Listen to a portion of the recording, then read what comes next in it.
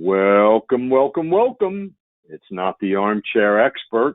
I did my Dax Shepard imitation, but it's Tom Dixon, host of the Financial Experts Network. Delighted to have you here with our special guest, Mr. Social Security, otherwise known as Kurt Czarnowski, he being the bearded one on screen. Kurt is one of our most popular speakers. I've been hosting webinars like this and replays like this for over 12 years, and one of the most popular speakers we've ever had. And delighted he could join us to address this very, very important question about Social Security. So now, before we start with Kurt, of course, I encourage you to subscribe to our channel and click on that bell to make sure you get notice of all the educational replays we will post on a very regular basis on the Financial Experts Network channel. And please also note in the description field the various resources we will make available to you, to include the highlights of the 2021 Social Security Trustees Report and a unique frequently asked question guide about everything and anything on Social Security that we've put together over the years with the help of Kurt. So again, hope you take advantage of all those opportunities. Now, let me just quick background on Kurt. He was with the Social Security Administration for 33 years. And despite that, folks, he actually has a personality, and is no question an expert. It's all he's done. It's his sole career, his sole passion in life, I could say. So it's really a treat. So if you're really looking for an authority on the issue of Social Security, we're lucky enough to have Kurt with us. So Kurt, thank you so much. It's good to be back with you. Good to see you. I hope you're well, and hope everyone who's participating is doing as well as could be expected during these crazy times. Let's talk a little bit about whether the big issue that a lot of people seem to do, Kurt, is they want to rush to take their Social Security benefit at the age of 62. And while there might be some non-financial reasons to justify that, could be poor health, it could be you've just had enough, you have to retire at age 62, you can't take it anymore, or again, other, I'll call it non-financial reasons. Let's just talk through the math and what the implications are there if in fact you do take your benefit, your Social Security check at 62 versus waiting until later, until what's known as your full retirement age. So if you could just explain the math and the concepts of full retirement age, that would be great. Great. And so you need to start by understanding this concept of Social Security full retirement age. It's a term that's thrown around all the time. Now, historically, when the program started, full retirement age was the month you turned age 65. It was 65 for everyone without exception, continued that way till 1983, when Congress changed the law and increased Social Security full retirement age for anyone who was born 1938 or later.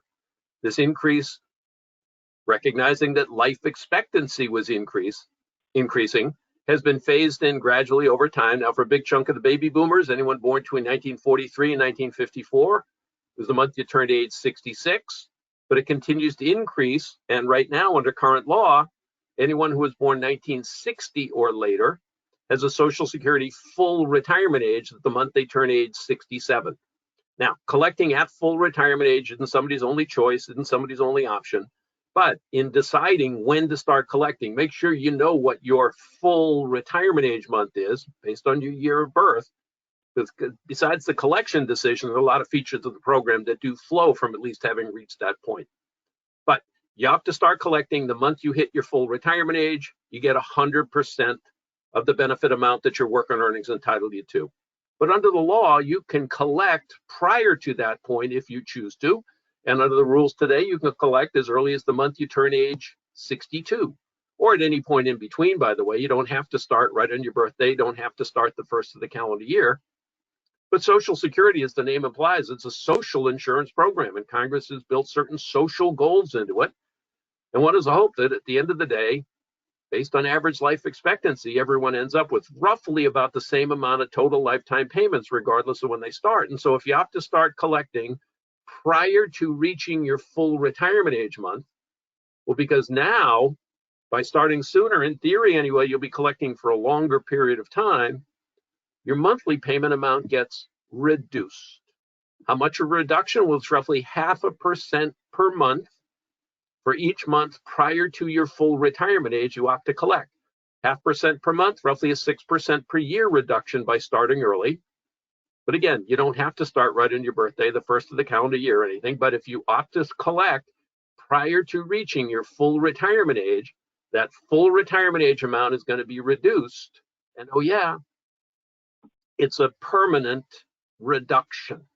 A lot of people mistakenly think, yeah, I'll start early, but then when I hit full retirement age, I'll get a high, no, permanent reduction. So let me give you a concrete example.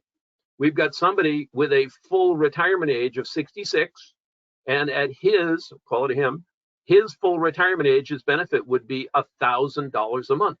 Well, if that person were to start collecting at age 62, the earliest point, the way the reduction factor worked out, he wouldn't have gotten $1,000 a month. No, he would have gotten $750 per month for the rest of his life. That permanent reduction. Now, if he had waited till 63, payment amount would be higher, about $800 a month. Closer you get to full retirement age, the higher your benefit is. But by starting early, you are incurring a permanent reduction, not only in your own benefit, but if you're married, you pass away, your spouse potentially entitled to survivor benefits, your spouse's survivor benefit is going to be based on the amount you were collecting at the time you passed away. So by starting sooner, you're not only reducing your own payment amount, but you're also potentially reducing any survivor benefit that could be made upon your passing. Now, we talked about collecting early.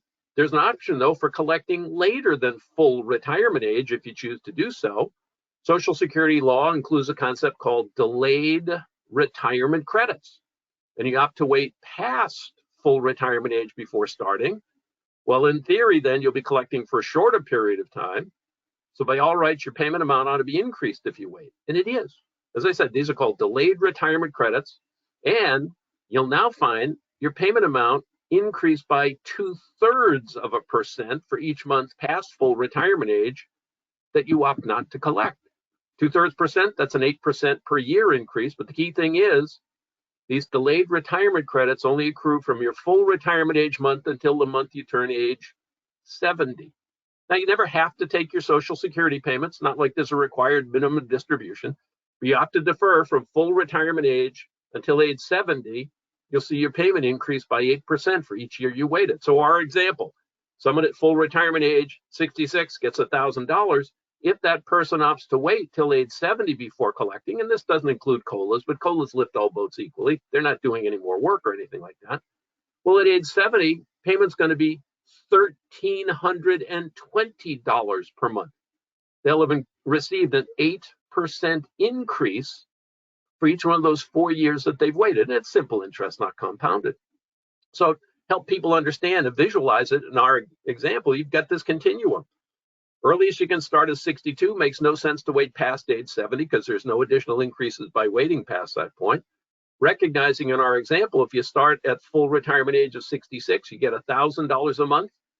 You start as early as 62, you get $750 per month for the rest of your life. But you wait as long as age 70, your payment's going to be $1,320 per month for the rest of your life. And as I mentioned before, any survivor payment is going to be based on that higher $1,320. So keep that in mind. I often say good things come to those who wait, because the longer you wait, the higher your payment's going to be for the rest of your life. And it also means that any survivor benefit that could be paid upon your passing is going to be higher as well. Yeah, great. And taxes. Let's come to taxes in 1 second. And I'll just add the survivor benefit to me is the one of the greater points to consider here. And I can tell you that personally, my father-in-law took his benefit at age 62. He was the higher wage earner. Unfortunately, passed away at age 68, 6+ years later. Well, guess what? His surviving spouse, my mother-in-law, had a reduced benefit for the last 14, 15 years. And that's the impact of it. But the other thing to keep in mind as well, especially if you're working or you have earned income coming in, whether you're working or through other sources, is you're going to have that amount that you received is going to be reduced, right? Kurt, if you could just touch on that briefly as well. And this is another great question, Tom. It's another area, where you just have to know what your full retirement age month is. Because what the law says is if you are under your full retirement age, but working and intending to collect Social Security at the same time, you need to understand that you're limited in how much you can earn before it begins to impact your ability to collect. This year, for example, under full retirement age, working, you're allowed to make up to $18,960 without any loss of benefits whatsoever. $18,960 or less, you can be paid full Social Security payments every month of the year. You make over that, doesn't mean you can't necessarily collect, but Social Security holds back $1 in benefits for every $2 that you're over that threshold. So prior to full retirement age, depending on how much you're making, you may not be able to collect even if you want to. But from your full retirement age month on, that earnings limitation goes away. You can work and earn as much as you'd like and collect at the same time. So important to know, full retirement age month on, you can work and earn as much as you want. By the way, it is earned income only that comes into play, wages and or net income from self-employment. Unearned income like a VA benefit, 401k distributions, none of that counts towards that 18,960 threshold, earned income only. And incidentally, too, this earnings limitation applies whether you're collecting a retirement benefit, a survivor benefit, or a spousal benefit, or a divorced spousal benefit. Any type of payment other than disability, that's a whole different world. Under full retirement age, you're subject to this earnings limitation that's going to impact whether you can collect, whether you want to or not.